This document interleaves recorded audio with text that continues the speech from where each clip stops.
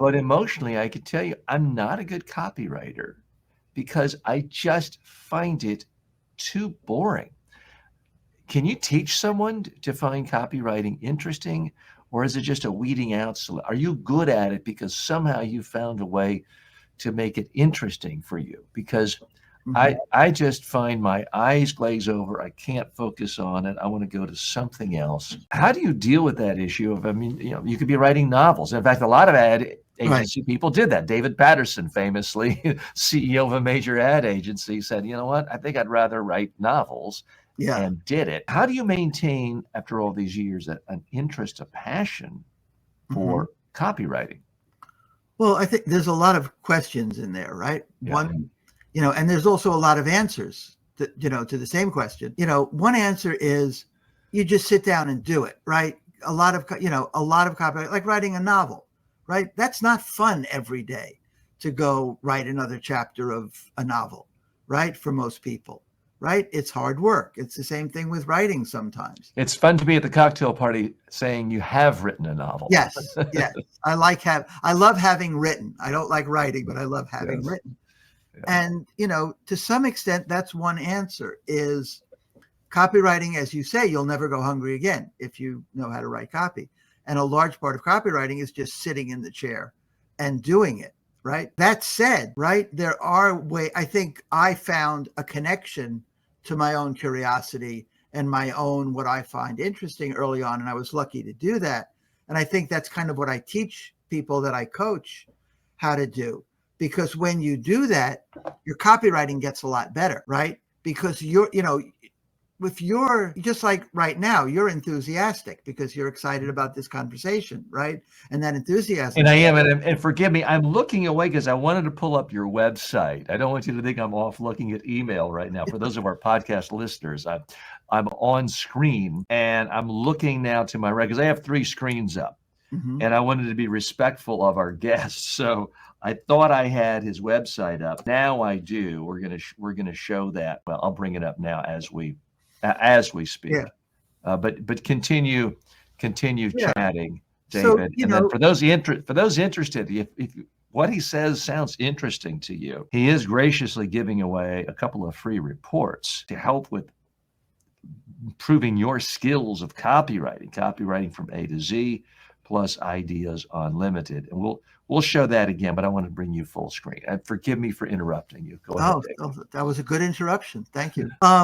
So, to some extent, it's a matter of what I teach people, right? Is getting in touch with what's interesting to you and also getting in touch with your own inner persuader, right? Because I'm sure you're perfectly capable of persuading your partner to do things, to go to this restaurant or that restaurant, right? To go to this movie Sometimes. or that. Yeah, sometimes, right?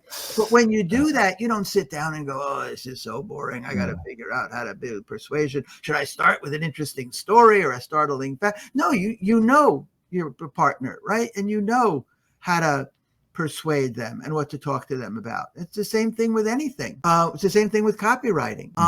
It's got to come from inside. It's got to come from your own natural ability to persuade. If you were sitting across the table and talking to someone and say, "Hey, you got to check out this thing where it talks in different languages. It's so exciting and you should do it because A, you're going to learn a whole lot. B, your jaw's going to drop Mhm. and it'll be really cool and you'll be able to send it to your friends and you could use it, right? You're going to be Mhm. able to, use it for yourself." Mhm. But we sit down to write and we're kind of like, you should go visit this is very interesting because we're bored. We're not in touch with that inner passion. Mhm. So that's really the first thing, right? Is to get in touch with that. And maybe that means dictating instead of writing. Because as soon as we pick up a pen, as soon as we sit in front of a computer, we get into a whole different mindset of, okay, I'm copywriting now, I, right? I do find it's easier for me and I Mhm. get a better result if the first draft is dictation. Part of it is, even though I took typing in junior high school and high school, I never learned how to type. I peaked at 23 words a minute. I Right. also do a lot of misspellings. And as I'm sure you stress to all of your students, the more your copywriting sounds like the human language speaking and conversational and less structured with long sentences, the better. So I find it's just better to dictate the first draft. This morning, for whatever reason, I didn't. I did type it out without copy, but typically I do try to dictate it first. And quick comments from Dr. Sunny is joining us today. Have you already touched on the impact of AI on copywriting? Well, Sunny, we are talking about that now, but you have any additional questions for our guest, David Deutsch, let us know. And by the way, if anyone wants to come on live and join us, you can do so on StreamYard. We'll post that. We'll post the link to that shortly if it's not on the site you're looking on now. David, how do you teach people now what you do? Is it primarily through your books? Is it your online courses? Is it in-person workshops or seminars? What is the primary mode of training that you like the most and that your clients and customers like? Yeah, I work with people in a variety of ways, right? I work with people, through my training courses, through my copywriting training, my training in creativity, coming up with ideas, which are training courses. Also, I have a group coaching where we get together twice a month and we go through copy, kind of like we're doing with your copy in a certain way. Going through it, how to make it better, how can we improve this headline, what is it, a lot of times it's strategic questions, right? Like we're talking about, like, okay, what are the reasons people would buy the product? What are the reasons people would call you for an appointment? What are the reasons people would go see your AI clone speaking in different languages? So there's the group coaching, and then there's one-on-one coaching where I just work with people either once a week or a couple times a month. And we, to improve their marketing, improve their copywriting. Some of those people are copywriters, want to be, more successful. Some of them are business owners that write their own copy, which I think is a huge strategic. If you're a business owner and can write your own copy, you have a huge strategic advantage. Because first of all, you don't have to deal with finding and paying copywriters and trying to explain your business to them and get them to write great copy for you, which is a lot of work. Right? Even good copywriters. Let me ask you, what percentage of business owners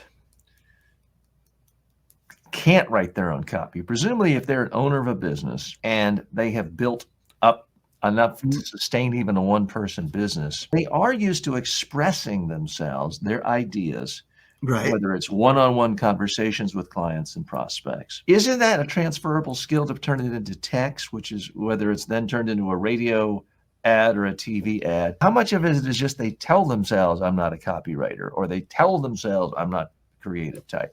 Yeah, no, I think a lot. Or is it just a completely different skill that doesn't necessarily overlap? Yeah, no, I think a lot of it is that, right? People, if you're running a company, you've been selling your product, right, one-on-one for a long time. You've been writing about your product. You've been sending out emails. I think a lot of it is the mindset of that copywriting is this foreign thing that I don't know how to do, or I'm not good at, or, whatever that is that's keeping them from accessing their inner persuader, which is perfectly capable of writing copy, just like it would be perfectly capable of selling someone one-to-one across the table. Now, I hate to sound like a walking cliche, but I know you've heard the expression, the cobbler's children wear no shoes. I constantly find people in the PR business, for example, are the worst at doing PR for themselves. Sure. Let's just do a test here.